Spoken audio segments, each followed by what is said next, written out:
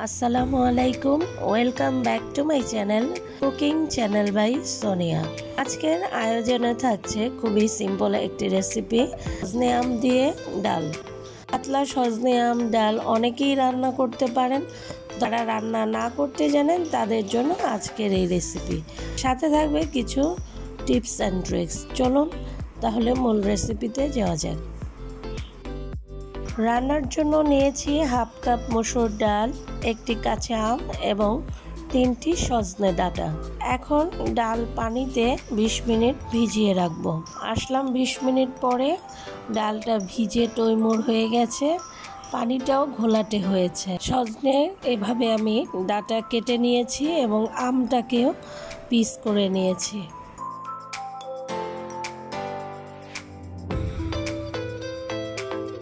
কাটা আমগুলো পানিতে ভিজিয়ে রাখছি। ডালটা ধুয়ে নিয়েছি, দেখুন কতটা স্বচ্ছ হয়েছে।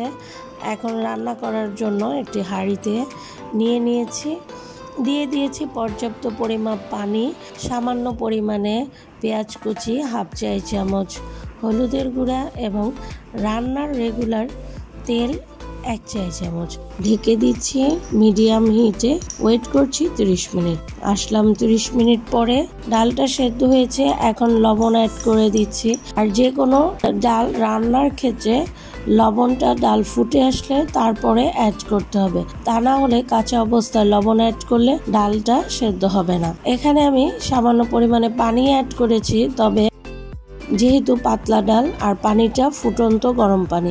ডাল ঘুটনি দিয়ে কিছুটা ঘুটে দিচ্ছে। কেটে রাখা সজনে, একটি কাঁচামরিচ ফালি এবং আম, কেটে রাখা আমগুলো দিয়ে দিচ্ছি। দিয়ে 10 মিনিট ওয়েট করছি আম এবং সজনে সেদ্ধ হওয়ার জন্য। খুব বেশি সময় সেদ্ধ করব না, কারণ সজনে এবং আমটা খুব বেশি সেদ্ধ হয়ে গেলে তখন খেতে ভালো লাগে না।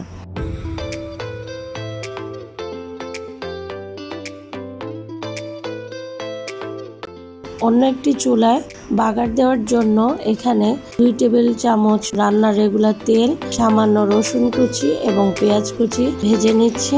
পেঁয়াজ রসুন ভাজা হয়ে গেছে, ডালে দিয়ে দিচ্ছি।